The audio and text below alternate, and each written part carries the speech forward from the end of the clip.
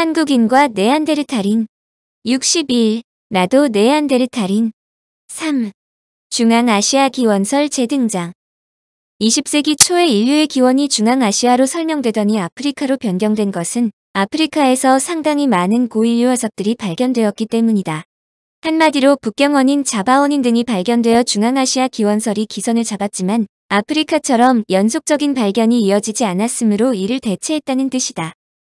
그런데 아직도 동아시아 기원설이 완전히 사라진 것은 아니라는 점이 고인류학계의 묘미다. 아프리카 출발설에 의하면 대체로 호모 에렉투스는 200만 년 전에서 180만 년 전에 태어나 100만 년 전에 아프리카를 탈출하여 세계의 현생 인류 시조가 되었다고 설명한다. 그런데 조지아에 위치한 마을 드마니시에서 호모 에렉투스 게오르 기쿠스라 명명되는 5개의 185만 년 전 인류 화석을 발견했다. 연대에 약간 차이가 난다는 지적도 있지만 이들 연대가 사실이라면 100만 년 전에 출발한 호모 에렉투스가 185만 년의 드마니시에서 발견될 리 없는 일이다. 이 문제는 다시 인류의 기원지가 어디인가로 기화되었다. 네이처는 2016년 7월 그야말로 놀라운 논문을 게재했다. 제목도 잊힌 대륙으로 매우 자극적이다. 내용은 중국이 인류 진화 역사에서 오랫동안 배제돼 있었지만 이제 주무대로 복귀하고 있다는 주장이다. 이 논문에 의하면 인류 진화라는 드라마의 무대가 바뀌고 있다는 것이다. 그동안 인류 진화의 주무대는 아프리카다. 약 200만 년 전에 태어난 직계 조상 중 하나인 호모 에렉투스가 아프리카에서 태어났으며 현생 인류가 약 20만 년 전 동아프리카에서 태어났다는 아프리카 가설이다.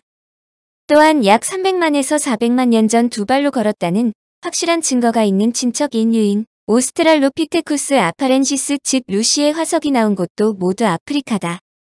처음에는 현생 인류가 아프리카에서 태어났다는 것을 극히 혐오했는데 유럽인들이 이를 수용한 것은 정황이 바뀌면서 약간의 자존심을 찾을 수 있었기 때문이다.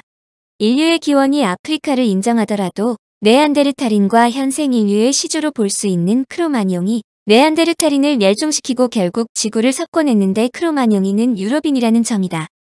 그들이 어디서 왔는지가 중요한 것이 아니라 유럽에서 산 크로마뇽인이 아프리카에서 왔을지도 모르는 네안데르탈인을 멸종시켰다는데 위안을 받은 것이다. 이에 따르면 굳이 호모 에렉투스를 강조할 이유도 없었다. 북경원인과 자바원인 또는 네안데르탈인이 호모 에렉투스이고 크로마뇽인도 호모 에렉투스일지도 모르지만 궁극적으로 유럽의 기반을 잡은 크로마뇽인은 아시아의 호모 에렉투스는 물론 네안데르탈인과 상당히 일찍 가문이 갈라졌다는 것이다. 그런데 네이처가 이런 기존 정설에 이의를 제기한 것이다. 중국 등 아시아에서 근래 새로운 화석이 발견되면서부터다. 이들이 주목한 것은 새로 쏟아져 나오는 중국의 고인류 화석들의 연대다.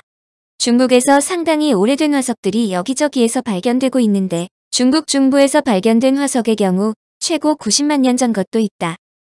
북경원인은 70만 년 전으로 거슬러 올라간다. 문제는 이 연대가 유럽 학자들이 쓴 인류 진화 시나리오와 잘 맞지 않는다는 점이다.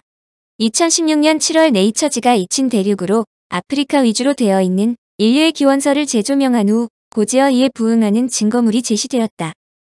2018년 중국 과학원 광저우지구화학연구소의 자오이저 박사가 북부 중앙아시아 한 절벽에서 160만에서 210만 년 전의 석기도구 96점을 발견했다고 발표했다. 유적이 발견된 곳은 북경으로부터 약 1200km 떨어진 황투고원의 샹첸 유적지로 이들 석기도구는 동물의 뼈를 다듬거나 충격을 가하고 육류를 해체하는 데 사용했을 것으로 추정했다. 이들 도기는 185만 년 전의 드마니시 유적보다 최고 25만 년 더 앞선다. 인류의 기원이 중앙아시아에서 아프리카로 변경되면서 그동안 수많은 학자들이 호모 에렉투스가 아프리카에서 유라시아 지역으로 이동했다고 주장했다. 그런데 중국 북부 중앙아시아에서 발견한 석기도구는 드마니시에서 발견된 도구보다 25만 년이 더 앞선 것이다. 이를 해석하는 방법은 두 가지다. 첫째는 호모 에렉투스가 200만 년 전에서 180만 년 전에 등장한 것이 아니라 이보다 훨씬 전에 나타났고 이들이 중국까지 이동했다는 것이다. 반면 두 번째 주장은 인류 조상이 아프리카에서 이주한 것이 아니라 이미 아시아 지역에서 살고 있었으며 이들이 역으로 세계로 분포되었을 가능성이 있다는 것이다. 학자들이 주목하는 것은 중국에서 발견된 유물들은 연대적으로 보아 이들이 인류 조상과 시기적으로 그다지 멀지 않았다는 점이다. 그동안 인류의 기원이 중앙아시아에서 아프리카로 넘어간 이유가 관련 화석들이 발견되지 않았기 때문인데 바로 이런 문제를 샹첸 화석이 제기한 것이다. 고고학계에서 가장 잘 알려진 고고학계의 통설은 다음과 같다. 부족한 화석은 해당 생명체가 특정 지역에 존재하지 않았다는 것이 아니라 그들의 유골이 지금까지 발견되지 않았다는 것이다. 당초 인류의 기원을 중앙아시아로 간주했지만 연관되는 화석들이 발견되지 않아 아프리카 기원설로 옮겨졌는데 이 역시 수많은 문제들이 제기되자 바로 그 역의 상황이 벌어진 것이다. 이는 아직 인류의 기원 문제가 아직 정해지지 않았다는 것을 의미한다. 복잡한 고인류 연구. 고인류학계에서 약 200만 년 전에 호모 에렉투스가 태어났다는데 이론을 걸지 않는다.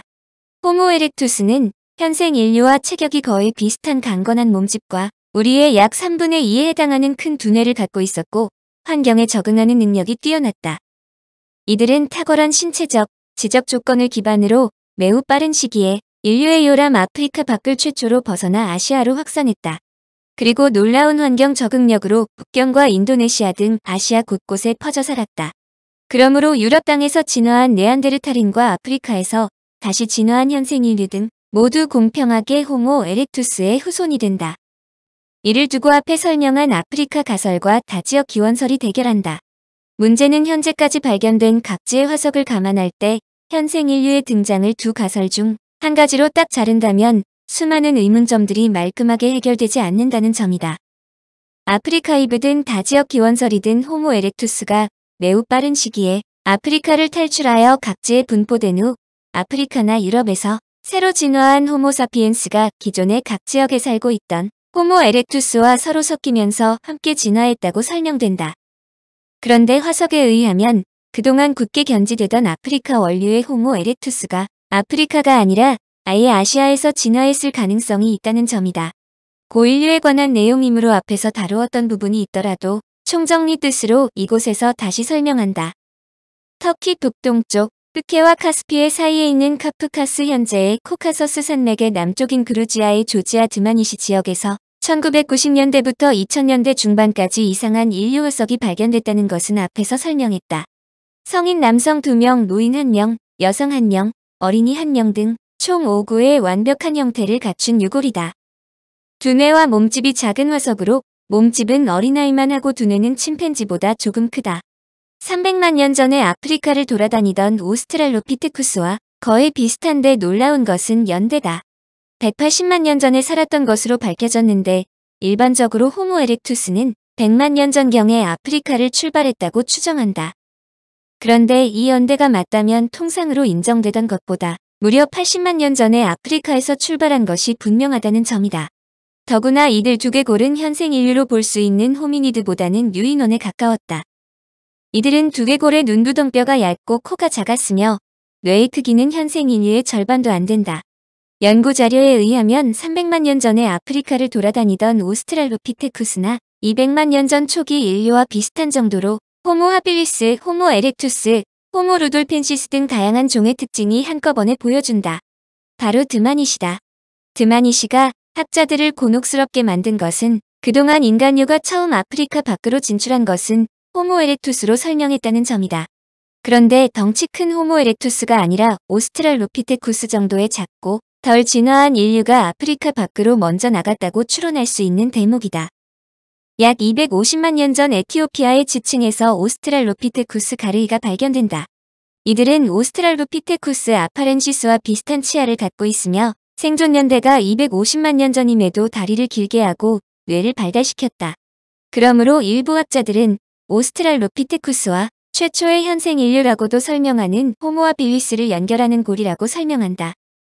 여하튼 약 180에서 240만 년 전에 아프리카에 살던 호모 하빌리스는 주로 동굴에서 살며 추운 기후를 이겨냈다.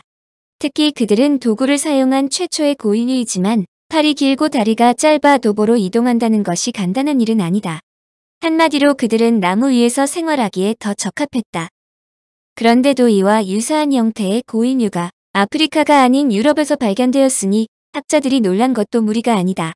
더욱 학자들이 놀라는 것은 거주지를 이동하려 했던 흔적도 없고 이동을 염두에 두고 거주지를 짓지도 않았다는 점이다. 청취자에게 원하는 것은 1. 구독 2. 좋아요